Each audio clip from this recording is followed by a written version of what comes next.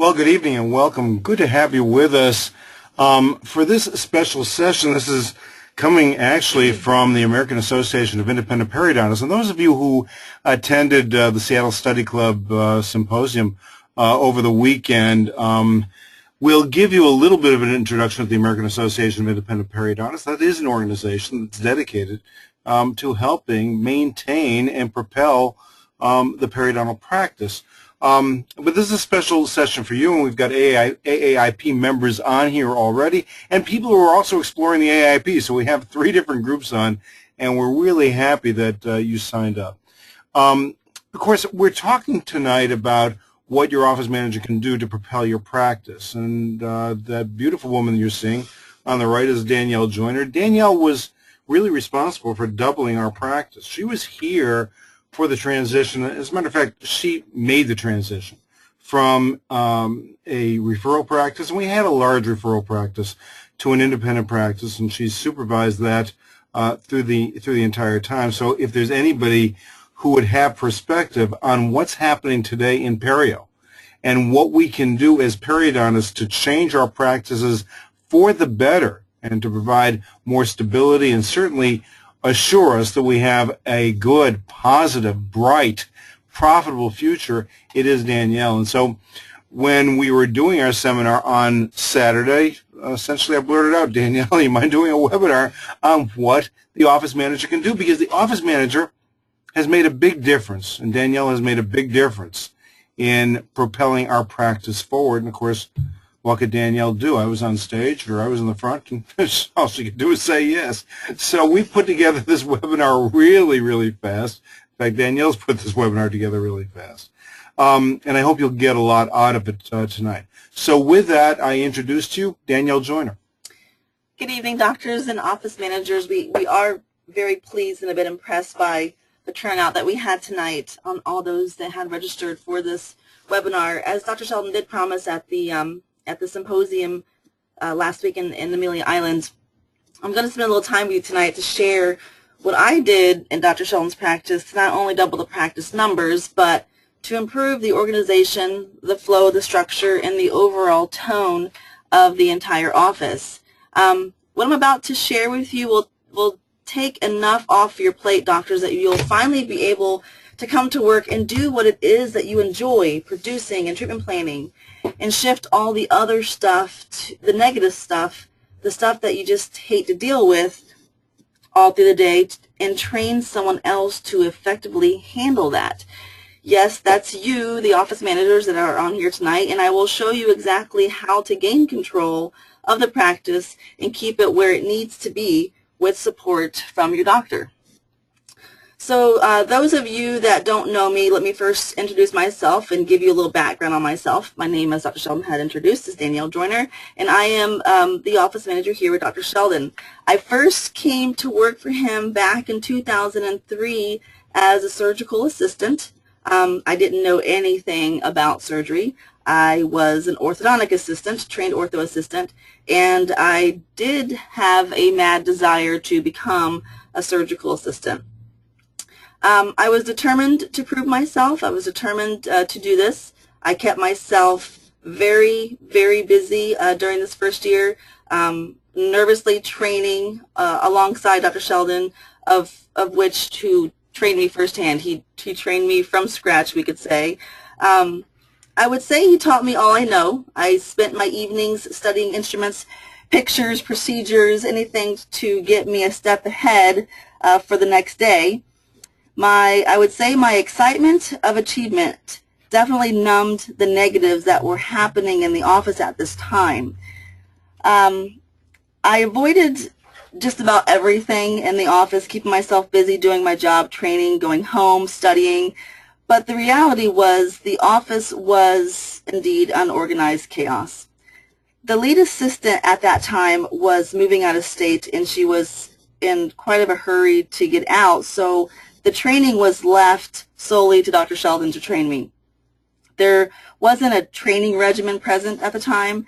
There were a few other staff members, one that I avoided because she was just so darn mean, and the simple walk past her desk would really result in tears on my entire drive home. She was just plain mean. There was another front desk that kept to herself. Hygiene kind of just kept to theirself. There was another assistant that I don't really even remember much about her. All I remember was every day there was something that she would do to throw a wrench in the day. And so that was it. It was just mostly Dr. Sheldon and I working throughout the day. There wasn't teamwork. There wasn't training. There wasn't really any meaningful systems or effective structure going on. I enjoyed working with Dr. Sheldon. He was always upbeat, very appreciative, always complimenting, happy. You could tell he loved what he did. Patients respected him, loved the way he treated them, and was always impressed by the results. At the end of my first year working here, I sadly had to leave. My family was moving out of town, so I had to give my notice, and after a year of being here, I left. Fortunately, a year later, some great opportunities opened up for me, and my little family and I moved back to Melbourne, and on my drive back, the very first thing that I did was call Dr. Sheldon. For this entire year being gone, I missed my job. I missed what I did. I missed who I did it for, and I wanted more than anything to get back into the practice again. So I gave him a call on my way back, asked him if he had anything available, and of course, he welcomed me back, said, "Come on right in, we'll find something for you to do," and I was completely excited about that. It was a year later. I was confident this time coming back. I was, unlike the first time, which just being a trained ortho assistant didn't know much, but I knew this time coming in that I knew what to do. I knew I was a good assistant. I knew I could offer something to him after all he had done to train me. I was excited. Not only was I grateful for what he had done for me for the year prior as far as training me, but additionally grateful that he was welcoming me back into the practice at this time. As I walked back into the office the next day, I walked in to see it was all new staff. The ones that had been there prior were gone. I believe there were 2 front desks, there was 2 assistants, and when I walked in, Dr. Sheldon had introduced me like I was famous. I mean, nobody knew me at this time. I had never met anybody, and they were just all completely thrilled to meet me and see me. He had obviously talked to them about me before I even came in, but I knew that I had owed Dr. Sheldon quite a bit for what he had done, and I didn't want to let him down. So in that moment, I knew that I was going to do my part in the practice to kind of live up to what he had presented me to be. So as I'm coming into this practice that has all these established people, the new guy coming in, how did I take over? How did I walk into the practice as the new person and make changes and take control? Well, the first part, obviously, as we said, Dr. Sheldon had done for me. He made it known to the staff how he felt about me, the confidence and trust he had in me, and how well he thought of me for my dedication and hard work. And this gave the staff someone to look up to. He not only did this the first day I returned, but he did it just about every day after. His constant trust and belief in me made others want to listen, learn, and duplicate because it was very attractive for staff to see that someone could believe in him like this. So it made it all possible. Doctors, when you choose an office manager, whether you're hiring new or promoting within, you need to first form the relationship and the understanding of what it is that she'll be doing and back her up daily to allow your team to trust, believe, and respect. I'm going to give you, during this webinar, I'm going to give you 7 top things that I implemented right from the start to move the practice from being kind of stagnant in the way the staff was performing to getting up to where we really are now. So the 7 top things I did there, Dr. Sheldon's practice from doing this became more organized, more efficient, a much better flow, much more structured, and it resulted in more production. It resulted in a more successful practice. The first... and I got to say, I was happier too. because I could pay attention to dentistry. I didn't have to play with all of the micromanaging, and I hate to micromanage anyway, but sometimes when you have the wrong staff, you have to be on top of them. When you really have somebody who puts things in place, essentially I could become the business owner and the doctor again. And when you do that and you concentrate all of your attention in that one area or those two areas, then the practice can go forward because all of the other structure is put in place. And I don't have to pay attention to the negative things that you and I just don't want to pay attention to. Pay attention to. Of course, I'm talking to you, doctors. Mm-hmm. Thank you. And like I said, let me just share with you just some things that I felt right off the bat were really important to first implement to get kind of the ball rolling on this. The first thing is the very first thing I did was, after working back in the practice for a few short months, I was able to form these great relationships with all the staff, which, of course, is the very first thing you have to do. You can't come in and start making rules and changing stuff without first forming those relationships. Very, very important. It was done first with the support of Dr. Sheldon, but also by hearing out the staff's needs and concerns and making sure that I presented those to the doctor. In that way, they were receiving help and they could see that I was there for them as well.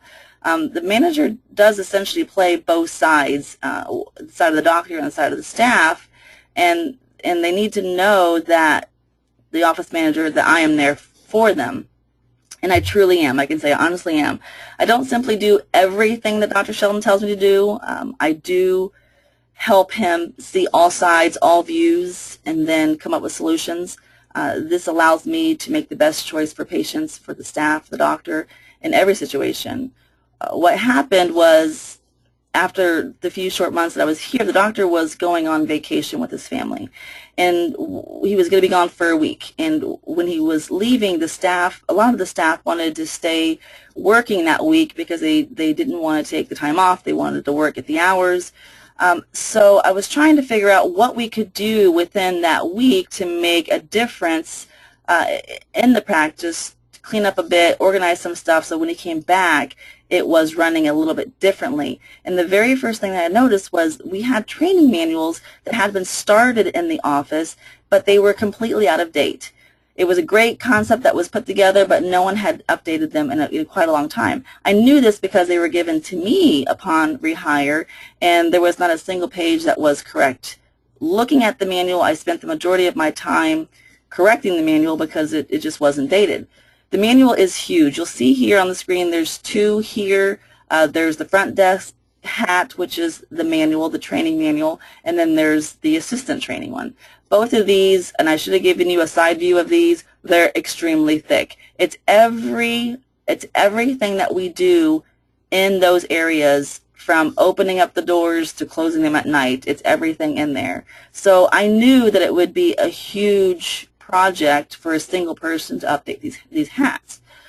So what I said was, those of you that want to stay on for that week, we're going to take the sections that you work in, that you do, and we're going to spend time to step by step organize these and update these and get them where they're actually effective working manuals.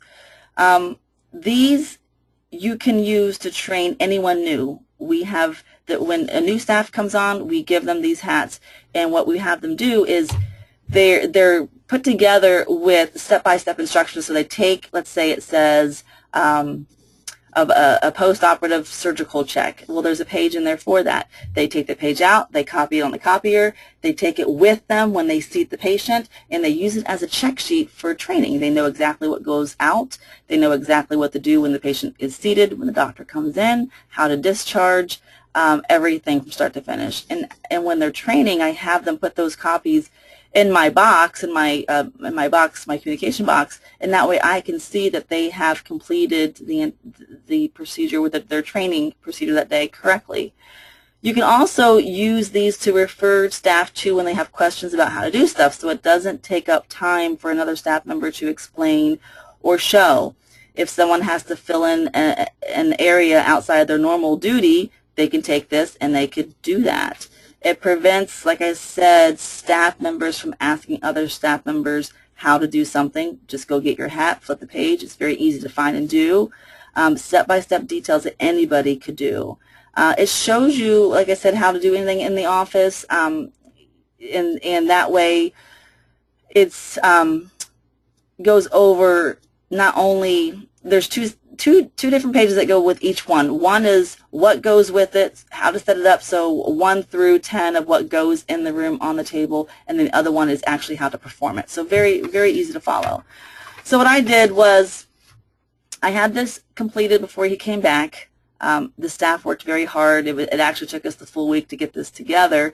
It was cleaned up, updated, and organized, and it made it extremely useful. And now we have a policy now where we update these once a year. In July, we take a few weeks off, and so during that time, most of the staff is here for at least one of those weeks, and we spend time to update these manuals every single year and date them that they have been updated. We use these all the time. We use these at least every day. Someone is using them for something. So like I said, they're very valuable for training, and they're very valuable to keep staff working efficiently within policy. We had pictures in ours. It does help, especially with setup of surgeries. Very useful. So you can make these with a simple binder, printing to make it very easy for your staff to do as well. Another thing that I did is developed a system, a communication system that definitely increases flow. It encourages your staff to complete their cycles of action, which mostly that in simple cycles of action is like a circle. Without this communication system, without valuable communication systems you have people that are constantly starting and stopping and not completing cycles. And what does that do? It makes a lot of errors. It makes a lot of mistakes, and a lot of times those happen all in one single day, and it can make complete chaos. So what these communication centers that are systems that we have implemented do is it just made everything flow and be so much easier. I did actually a teleseminar on this last week. It is one of my favorite things to implement because it is so easy and it makes such a huge difference in the flow of the practice. You immediately see a different tone in your staff. The teamwork increases, efficiencies, and like I said, you just see people completing their cycles of action. So they go from one point to the very end and they get things done. What happens when there's a lot of verbal communication is that there's just a lot of noise. You have people that are disturbing, interrupting, breaking focuses, stopping the flow. You have somebody walking from one end of the practice to the other, and they have a lot on their mind. They have something that they're going to get, and when you have other staff, asking questions or asking for help, it just gets very chaotic. Same thing happens with doctors. Doctors walking from one room to the other. They're going to make a phone call or go grab something, and you have a staff member asking them a question. Again, stops his flow, and he forgets as well. So with this communication systems that we have it streamlines all this to make it so much more organized. The written communication, the station that you see on the screen here, it is made to encourage communication to be written instead of verbalized. The system works wonderfully and hands down way more effective than verbal. So of course there's verbal communication needed throughout the day, but there is so much that can wait an hour, a half hour, a day to get handled. It's a phone call. It's something that needs to be ordered. It's something that needs to be fixed. Something where you write it, you put it in that person's box. When they are able to get to it, they get to it, they answer it, and they put it back in the other person's box. The written communication has who it's to, the date, and the initials of who it's from, so that they can keep that communication going. And sometimes it's not just a simple return once, maybe it goes back and forth a few times, but people are able to answer and solve that stuff on their own time when they are able to do it, not when they have other stuff on their mind. We just ask with this system that the boxes are checked throughout the day, So you put it in a high flow area, people can see it, and that all communication is acknowledged so people are not wondering if that note was ever given, if it was dropped, lost, or whatever it was. So you'll see that the boxes will stay, they may get a bit full during the day, but they are made to be emptied at the end of the day so that you go through all your communication and answer those questions for people. We also have what's called an organizational board. This is placed above the communication center simply to show everybody who is in charge of what. We have a rule here where we don't have multiple people in charge of one area. So it's not the 3 assistants all work together to stock a room. You have one assistant in charge of stocking all the rooms, and it doesn't mean that that assistant does that. It just means that she's in charge of making sure that it happens. So with this, if there's been a problem with the rooms not getting stocked, they would write a note to that person in charge of that area and say, hey, listen, you know, this is like 3 days in a row, we're coming in, the rooms are not being stocked. And so it's up to that staff member to find out what's going on, what's out, and correct it, not go back and stock all the rooms. So this goes above the communication center. The person has a problem, they go to the communication center, they see who's in charge of the area, and it just makes it to where the note goes to the correct person. The other thing that we do as far as communication is we have what's called, I'm going to go back one, we have what's called a weekly communication report. This is not on here. This is just a sheet of paper that simply goes to each staff member at the end of the week for me to give to them to ask them, how was your week? What happened that you feel good about? What happened that you didn't feel good about? Is there anything I can do for you? Anything that you need? And do you need to have a meeting with me? What this does is once again, it increases that communication between the staff and myself. It allows them to get things off their shoulders. It prevents things from building up and becoming really bad. It also gives me insight to a lot that's going on so that I'm aware of what's happening, which can, like I said, it just helps to prevent things from blowing up and becoming something big. So those are 3 big communication points that I implemented or strengthened to start working and becoming something that we could all work together to increase the overall tone of the office, the flow of the office, everybody getting along together. You don't have as much of those upsets of staff getting upset at each other for having too much to do, someone not having enough to do. So this really helps with all the girls getting along. The next thing that we have that I'm going to show you, the third thing that I did was keeping the stats in the graphs. And this is one of those things that, I mean, everything I'm talking about today will increase that collection amount that your practice is being in, because when your staff is working with you, when everybody's working for you and making things happen, of course things are happening, and it's going to turn out to be really good. But this one has to do with the actual number, the actual collection. It's keeping the stats and graphs so that you can create productive staff meetings without knowing where you are and where you have to go.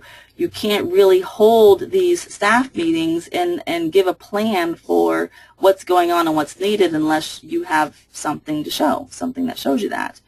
Our stats and our graphs are kept in an area of the practice where everybody can see it. It's not a secret. This is where we are. This is our goal of where we want to be, so everybody can see how we're doing.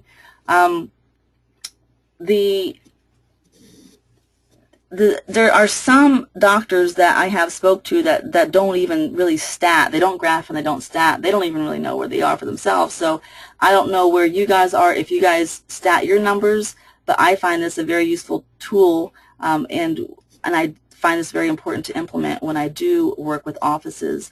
To have this stat board that you see here, this makes it very easy to plug in all the important areas. Now, you may not use everything that we use. You may have some other stuff that you like to plug in, but this is just kind of gives you a demonstration of how we start this statting process. So at the end of the week, we look over this and we find out, okay, how much did we produce? So how much surgery did we actually produce in that week? What was our total collection that we collected for the week?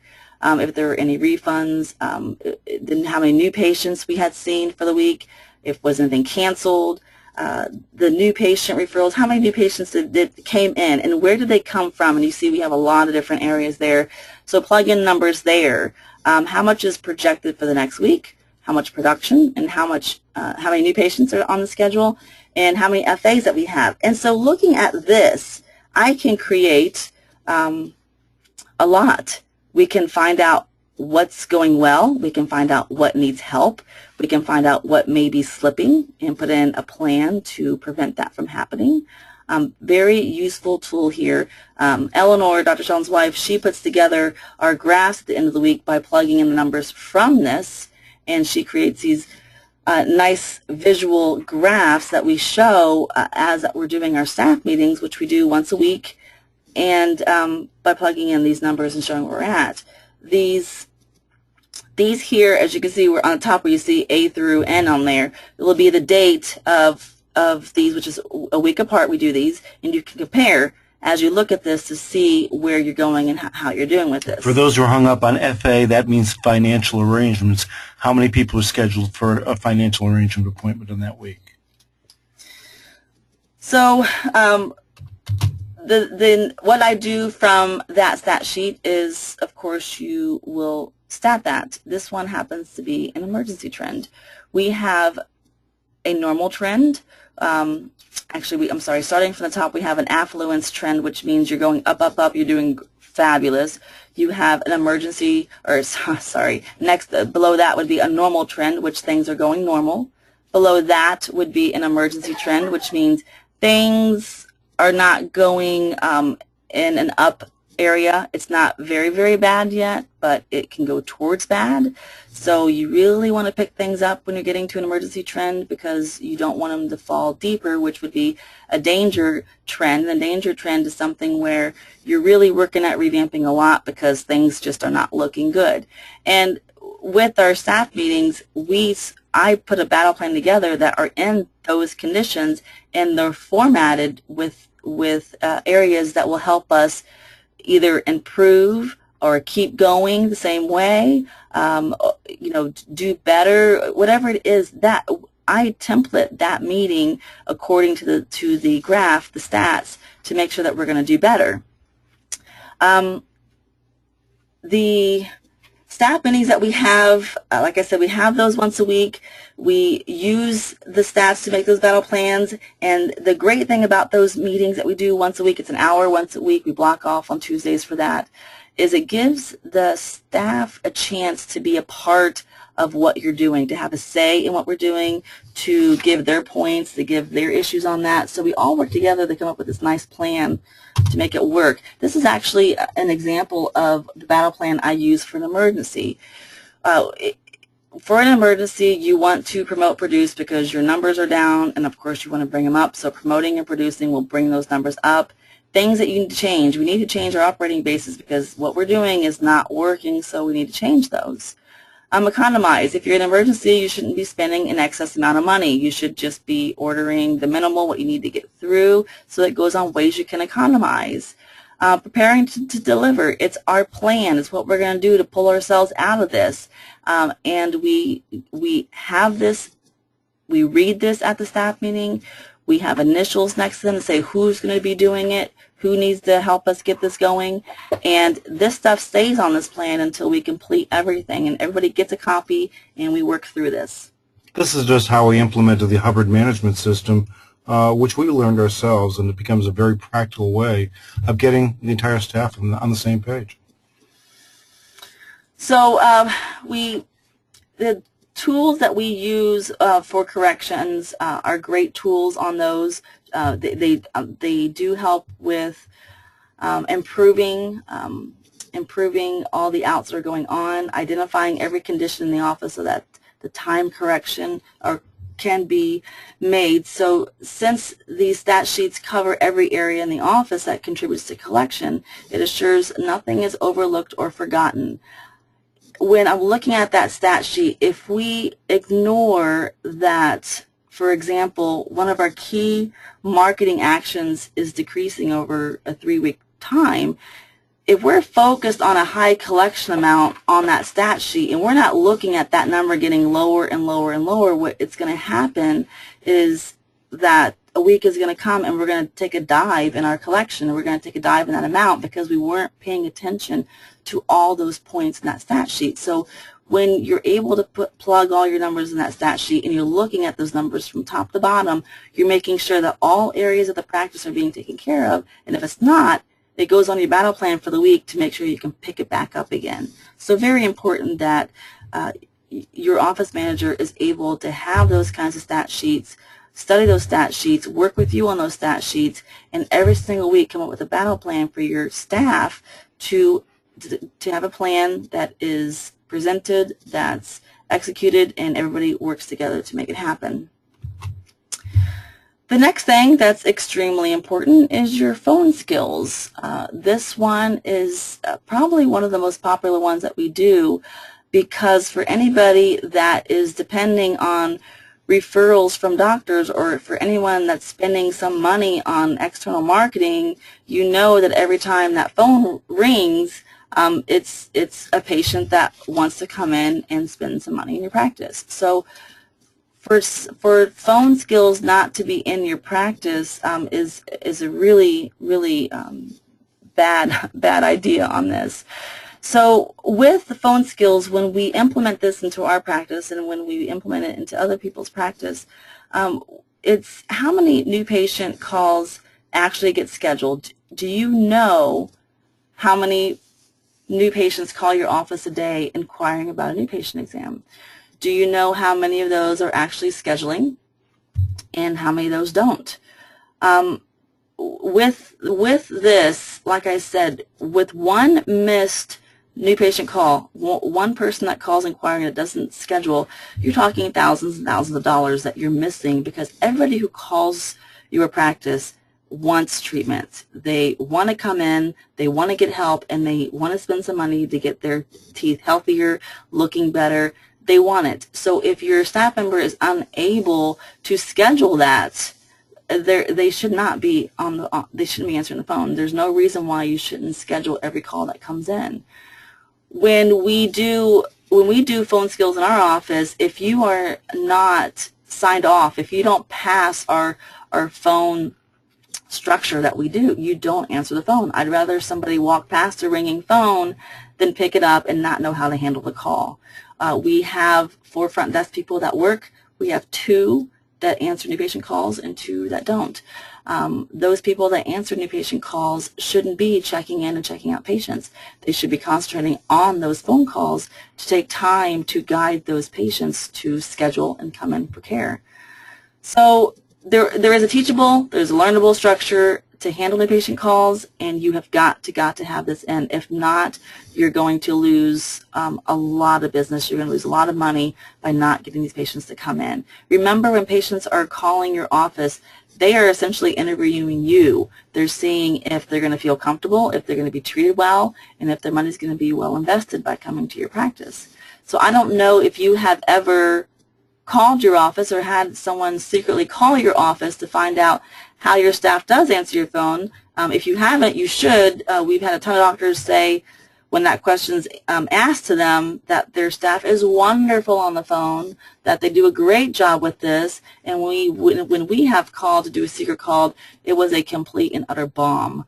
So you should know how your girls are answering the phone. And also a good tool here would be for your staff to call around other offices as a new patient, because when they can hear other offices that are horrible, it makes them realize what they shouldn't be doing or what they can improve doing, and most of the time you're going to get that on there. So what I wanted to show you was first a pre-training call, and this happened to be an office where a doctor said that their front desk was wonderful. They knew how to answer the phone, and he trusted that they were getting these patients in. So here is an example of one of the calls, a pre-training call. Yes, who am I speaking with? Diana, can I help you? Yes, I need to talk to someone regarding dental implants. Okay. Are you a patient or? I'm looking to establish myself with someone. Okay. Okay. Well, I can give you our website. Would that be helpful to you to look at that? Sure. And you kind of know what questions to ask because it's pretty involved, and obviously everybody has different concerns and whatever. I'm just thinking that might be a good place for you to start. Okay. Okay, so it's the website, Janet, and they would, give you all kinds of information about implants, about our doctors, about everything. So that way you can look at it, and feel free, of course, to call us back if you have any questions or want to make an appointment or anything. But I think that's a good place to start because you can kind of browse at your leisure and, see what we have to say there. And a little bit of how much is your new patient exam? It's $185, I believe. It includes a complete oral exam, and then the doctor sits down, talks to you, reviews everything. If you come with x-rays or records from another doctor. I don't have any records. I haven't been for a while. Okay. The x-rays and all those kinds of things would be extra, but the actual exam depends on what kind of x-rays you would need. Sometimes there's full mouth x-rays, sometimes there's cataract, sometimes there's CT x-rays. So, frequently the doctor would meet with you, examine you. I've heard about the CT. How much is that? The CT is $415. Okay. We also file for insurance if you have insurance. So I'm looking at minimum 600 plus whatever x-rays would be just for an initial exam. Oh, yeah. Would I be able to apply that towards any implant I have done? Probably not. It depends how, it's so hard to say over the phone. Okay. Because the doctors work with other doctors.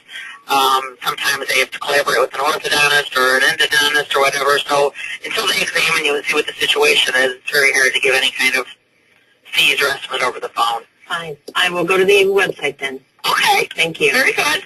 Bye-bye. Okay. All right, so I can probably guess that this patient got off the phone and called another office to schedule a new patient exam. The front desk person here did not even attempt to get any data, didn't even attempt to get her onto the schedule. She's calling, she wants treatment, and no one even offers to give her an appointment. It's a total bomb of a call here. Now, this particular practice is actually a very impressive practice, a very impressive building, lots of impressive technology, a very skilled doctor, but that patient will never know that. They're wanting $600 for a new patient exam. They have no idea what this doctor offers, and I'm sure he's worth the $600, but that phone call would not scream that that office is worth the $600. You can have someone that's skilled on the phone that you could probably get patients to come in for $1,000 if you wanted to, but that person answering the phone needs to know how to sell your practice, sell you, and get them excited, get them wowed about coming in to see you. Or you can't give that appointment away. It's just that training needs to be first and foremost in order to get every patient that's calling that has seen you on the internet, seen you in an advertisement, heard of you from another doctor, friend, patient, and get them onto the schedule. Here is an example of a post-training call.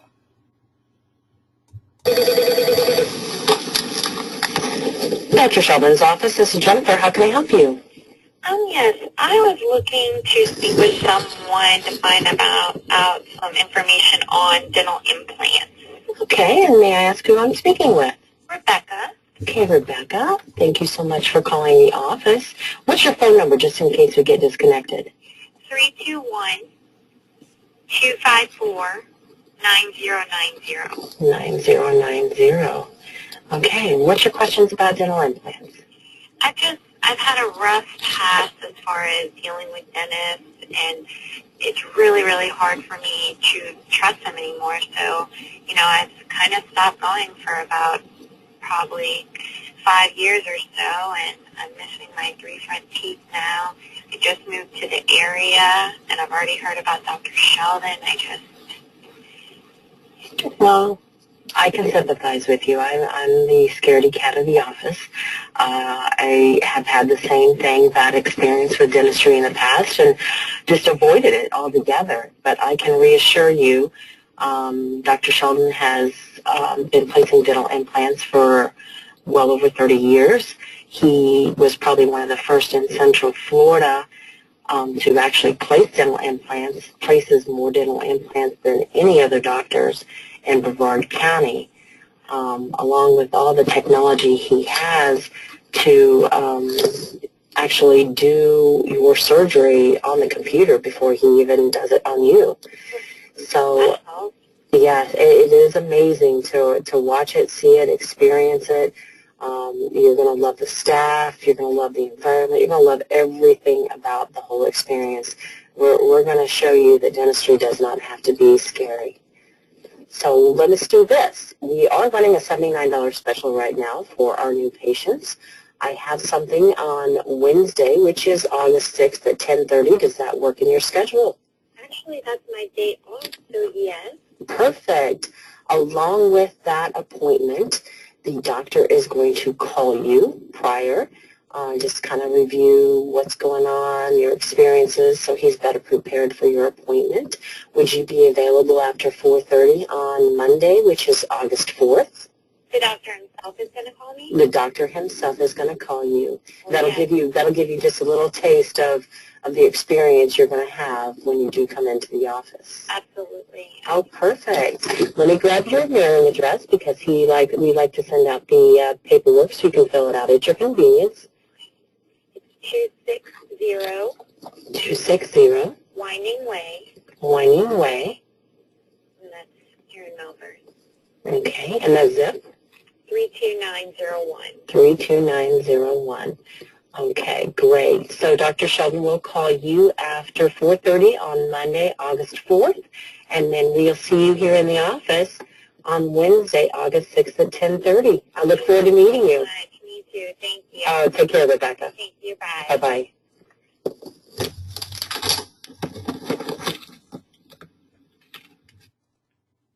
So I would say here that that patient is pretty impressed by that phone call, and I would bet that she's not going to continue to try and other offices to see what they have to offer. She felt very comfortable. Jennifer guided her to get on the schedule. She was scared. She feels better. And not only that, we not only wowed her on the phone to get on the schedule, we're going to wow her with a doctor pre-call before the patients come in, and we're going to wow her with a packet of information from the office that she's going to learn a little bit more about what she has to expect when she comes in. So, you know, all this is about getting the patient to your office because you need to separate yourself from the other practices that are out there, and that's how you separate yourself. Once they come into our doors, we know they're going to accept the treatment because of the other modules and structures that we have in place here to go through a new patient appointment, to go through you know, the financial acceptance. We know once we get them here, we're going to help them, and we're going to find a plan for them, and they're going to do treatment. But the hard part is getting them here because it's between that phone call. It's how you're going to make them feel on that phone call to get them on the schedule, send them information, and do those other techniques that we do to get them to come into the door. And we can show you all that with our phone skills modules to go through that, which is a pretty detailed plan, but man, it's very impressive and it works. The next thing on here that we did was get patients to accept those larger cases. And with doing that, I mean, that can be kind of tricky. I mean, selling a 1 or 2 surface filling or selling a single unit extraction, you know, selling some root planing, okay, you know, people can do that, a few $1,000s, a few $100s, whatever it is. But the plans that we're selling here are, you know, $10,000, $20,000, $30,000, $60,000 cases. They're big, full implant cases. Now that's pretty close to selling a house. It's not something that they're going to walk in and lay the money on the table. So we can show you how to get your patients to accept these large plans, and not only accept them, but be excited to get started to be proud of that investment and brag about you, your office, your staff, which bring other patients to come in wanting the same exact thing. And this is really important to us because, you know, we're not a big an office that depends on referrals from other dentists. We refer on the patients that come in off the street. So a little bit more difficult there to land these patients, but doable when you have a trained staff that can handle this and do this. So with this, we train tone. We train, you know, that high tone, that happy to help you, that welcoming tone that can put anybody at ease and want to come in because they feel comfortable here. I hear that more than anything. Patients, they have gone other places, they've tried other places, and they just don't feel comfortable. They just don't feel comfortable. So that tone can really just bring them in because they want to have that feeling. We're all happy. We're happy to see them. We know them by name. We know their kids' names. We really build that relationship with them, and they love that. Educating with a purpose of acceptance, you know, with that goes through our structure that we teach on how to handle a new patient. And when you're educating with the purpose of acceptance, you're finding out in the room what it is that that patient wants, what it is that patient needs. And with that, we're taking pictures, we're putting it up on a very large screen TV right in front of them in the operatories. We're showing them what's really going on in their mouth. We're showing them what's really missing, what they really need. And I tell you, when you see your teeth on a 65-inch TV, it brings a whole new purpose to need. And these patients are just, wow. They're just, I've got to fix that. I cannot have that. That looks horrible. I need to fix it. So it really brings the purpose of acceptance on there. They understand that they need to fix it. They understand it's going to get worse. So the educating with that is very important. When we're in the room with the patient, we're not only getting a little bit of background from them, we're getting really what they need and want. We're getting kind of personal on why they're here, what they can't take anymore, what they want to change. And we're also getting an idea of their budget, because the last thing I want my doctor to do is to go in there and sell a big plan that may be very ideal and very needed for my patient, but all they have is $2,000 and they can't get a dime more.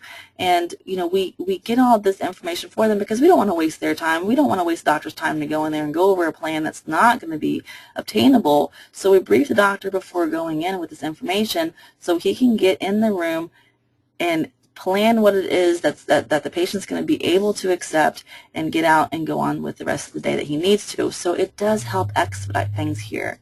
Also, as we had said on the new patient calls, we have the doctor call before they even come in. Huge wow factor there as well. But the doctor's able to get a lot of information during that call to, again, reduce chair time during that new patient exam. That's going to help, again, expedite the schedule, fit more in. Knowing the understanding level of the patient. So with this, you know, it's going to go through bringing awareness to the patient of not only what this patient wants, but what this patient needs. The patient may want an implant number 9, but the patient needs molars. This whole process of new patient, this new patient education is to go over what to expect, what you really need, and what you're really going to benefit from. So we spend time with that. And again, relationship building. Our staff here will call our patients night, weekends. They're always available to build relationship with these patients and let them know that we are here for them. We all have our individual email addresses. We have these notifications on our phone. Patients ask a question on Saturday evening. It comes across my phone. Of course, we want to answer it. And I tell you, that's impressive as well when I always get back, holy cow, it's Saturday night. What are you doing answering my email? And hey, you know what? We're here for you, and we want to help you get through this and get to this. So relationship building is very important. Like I said, these patients, they know us, we know them, we know it's a great feeling to have when we have that bond with our patients when they come in. And I'll tell you, this thing will bring patients to your door all by itself. These patients are a huge marketing avenue for you, because with all of this, they are impressed and they're going to talk.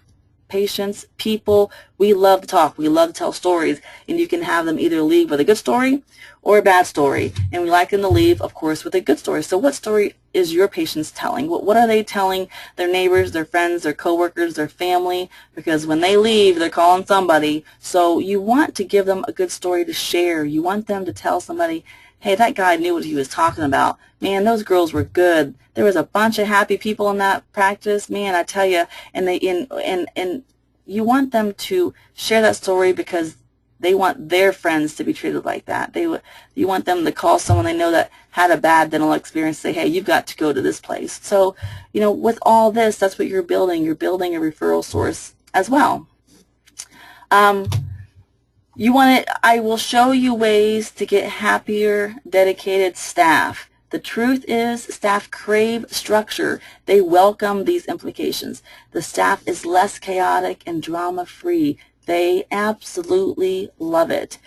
You also must train your office manager to take stuff off your plate, because if you don't concentrate on what moves your practice up, it will not grow. Also, less off your plate means that you love doing what you do, that you enjoy being here so much more. When the doctor's happy, the staff is happy. So none of my systems mean more work. It actually means less work, less steps, less redo. It's less stress and blame, and increases teamwork. I will also work on ideas for staff appreciation, staff incentives, and we can go over even staff bonusing to create more of an ownership type of attitude with your staff. It does not have to be a huge bonus, but staff getting a little extra something, it can make a difference between them staying late, calling patients after hours, weekends, stopping at nothing until cases are closed. Our office closes at 5, and I guarantee you that if you call our office at 6, someone's going to answer our phone. But you try that with the guy across the street, and they stop answering the phone at 4:55. So things that you can do that can really step up the way that your staff talks about you, looks at you, works for you, and gets these cases in and helps these patients to walk them through acceptance can make a huge deal. But to get rid of those office dramas and have the staff willing to go the extra mile, to get that ownership factor in there, and get them working and doing things that you would never imagine doing. Big thing on that. The next thing is clearing the doctor's plate. Office managers, this is your main job here. Like I said, you know, the more that you're able to take off the plate of the doctor, the more he can work with treatment planning of the patient, which is going to increase your number. What I saw here was doctors trying to handle the planning of the treatment, the executing of the treatment, making sure the treatment goes well, making sure his training is going good, and also training the staff to work well to assist him, assure the patient success in their treatment, which is all good and great. However, these doctors are also taking part in hiring and firing and marketing and training, educating, sales, quality control, income, disbursements, equipment repair, dramas, upsets, on and on and on and on. His plate is full. He has his hand in every pot in fear that it either would not get done at all or not done correctly. The doctor must stay focused on treatment planning and patient care, and you can train your managers to do the rest. If I have my doctor that comes in and he's sitting at his desk and he's hearing some outpoints of the office, or he sees an outpoint in the office and he goes into an opportunity to either do surgery or see a new patient, it's going to affect the treatment because he has heavy things weighing on him and he's worried and he's trying to figure out how to fix it. If you train your office manager to be your go-to person where something happens, something hurts, something's on his mind, an idea, a problem, whatever it is, that you learn to create that relationship with her to go to her right away and unload it. Unload it, let her handle it, go in to see the patient, and get your stuff done. And that relationship that you will learn to build will prevent you from that micromanaging evil that makes you want to continue to ask, is it done? Was it done? Who's doing it? You don't have to worry about that, because when I train your office manager to work for you like that, you don't even think about it after you have said it. She will report back to you. She will make sure these things are done. You will have a report on things that have been completed. And most of the time, a lot of the stuff doesn't even make it to you. It's being handled and being taken care of, and you don't even have to know it's going on. The doctor should be doing what a doctor should do. An office manager gets everything else done. She implements doctor's policies. She assures that it stays in, and so the doctor doesn't have to worry about doing any of that. She uses the buffer technique, which we use this word all the time because I tell you, it keeps this office running.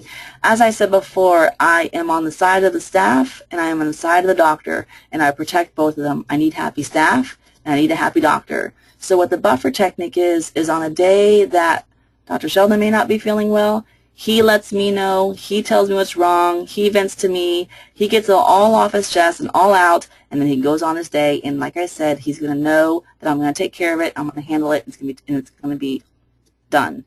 Same thing with staff. They're having a bad day, something happens, something's going wrong, they're not feeling well, they're feeling bad about something, down about something. They come to me, and they know that they can talk to me, and I will be that buffer to go to him. Maybe there's something that he needs to know about what's going on. Maybe he needs to change something. Maybe something is out on that side. So I'm working with both sides to create that peace and get things equal in the practice. It's a great tool. It's a wonderful tool, and it makes everybody happy. It makes everything flow right because everybody knows I am there for them. Growth equals treatment planning and production. That doctors, that's for you. You should not be handling staff upsets. You should not be handling that mad, upset patient. You should not be handling anything in that office besides treatment planning and production, and that is it. And I can train your manager to do everything else there. So basically here, there's a lot that I talked about in this webinar. There's a lot that you can actually take and start working on right away. But I can help you structure this in. That's what I do. Whether you need a little help or you need an entire office makeover, I can get some or all this help in for you. I have worked with doctors and office managers only, or the entire staff, whichever you feel would be most beneficial. As Dr. Sheldon had mentioned at the meeting, you know, we do have some offers for everybody that did attend the symposium over the weekend, and we can go over those. Did you have anything else that you wanted to say? I think the main thing here is that, you know, we're in a very unique position. I think those of you who have subscribed and have read some of the things that I wrote, now you understand how I can write them.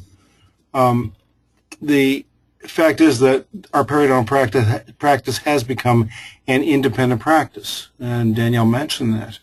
The only way that we could have become an independent practice is if we put every system in place. Understand that in the future, the periodontal practice is going to change. The character of it is going to change. Whether it's going to change in the direction we're in or another direction, I think that's open for discussion. And certainly in the symposium, you heard a number of different opinions on where it's going, a number of different strategies to get there. But everybody agrees that it's not going to be the way it is. In the future, we're going to be competing with corporate dentistry. And so as a cottage industry, it was fine. We had practices that did very well, and up through 2007, 2008, you know, we could pretty much do things the way we wanted to, and everything would be okay. But that's changed. Corporate dentistry has come in. And one thing that corporate dentistry does in order to be able to take advantage of the structure that's already there, meaning the doctor and the staff, is to go in and train that doctor and staff and puts in their own office management system so that the office makes money. Well, if we want to remain independent, if we want to become part of, if we want to, I'll just say it again, if we want to remain independent, whether we're working with referral sources and we choose to do it that way or go in the direction of non-referral as we have, however you do it, systems are going to have to be streamlined. It's no longer going to be, well, let's see how it goes today. We actually have to put in structure. We have to put in structure and make sure that we have a happy doctor and a happy staff at the same time. Danielle's been in the unique position of being a periodontal surgical assistant, and now for many years now an office manager, and has implemented that in a periodontal office. So the things that we find that we need as periodontists are things that Danielle has already done. They're things that, by the way, they're things that we have done that haven't worked. And those aren't the things that we teach. The things that have worked are the things that we've done and that we've tested before they ever come out to you, and that's what Danielle is going to be able to introduce to you. All right, so we have there's a few different packages that we have, and I'll go over all three of those with you. The first one that we have here is our remote training module, and this is one that we do all by phone, so we can do it remotely without any physical visits here. This is a 60-day program. It includes 8 phone meetings with the office manager to go over things that can be implemented, and we can go back and forth on what's working, what's needed, and fine-tune those. 2 phone meetings with the doctor, because there are things that I will be having the office manager implement and start that I need to fill the doctor in on the whys and what to expect on that. Unlimited email assistance while we're going through the 60-day program to help you with questions and concerns and different ideas and such. With this 60-day program, the office manager may come to our office for 1 day of shadowing, which is a great opportunity to have her come and see how a system can work, how you can put it into place, and how it's very successful.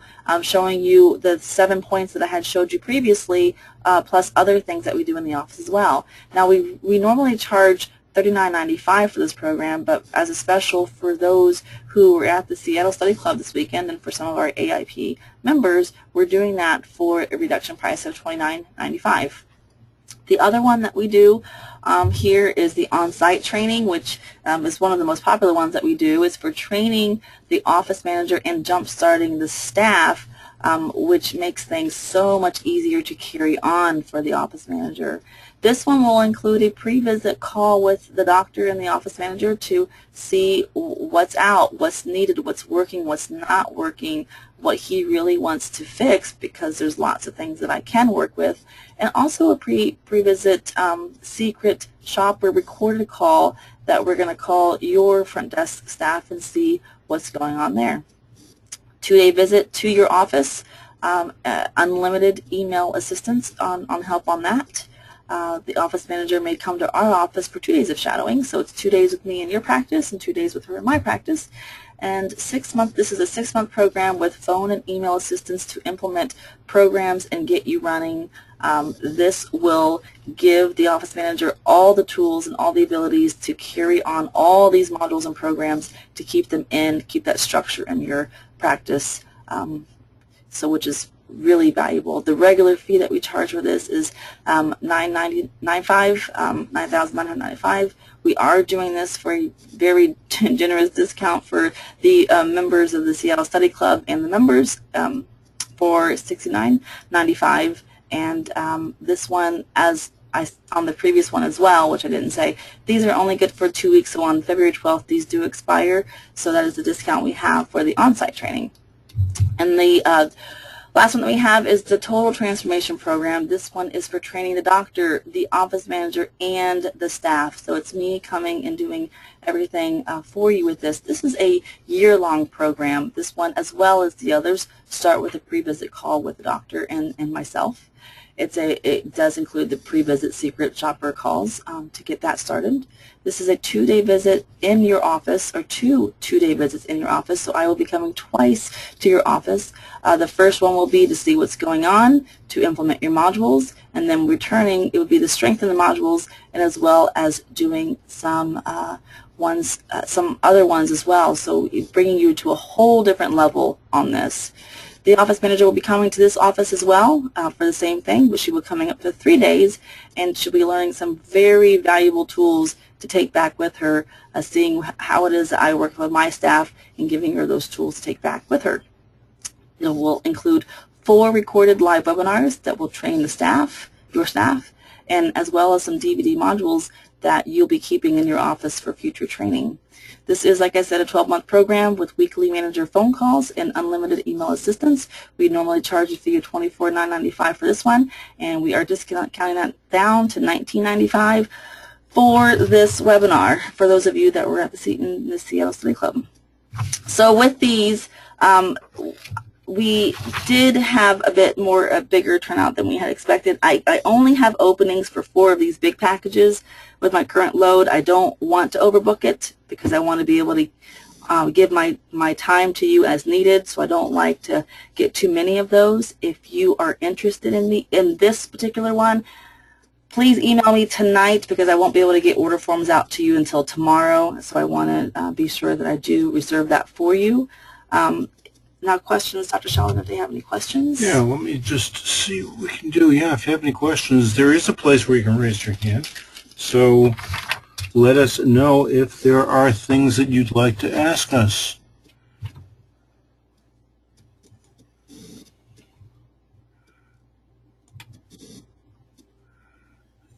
And I don't see any hands raised. Are there any questions that you have?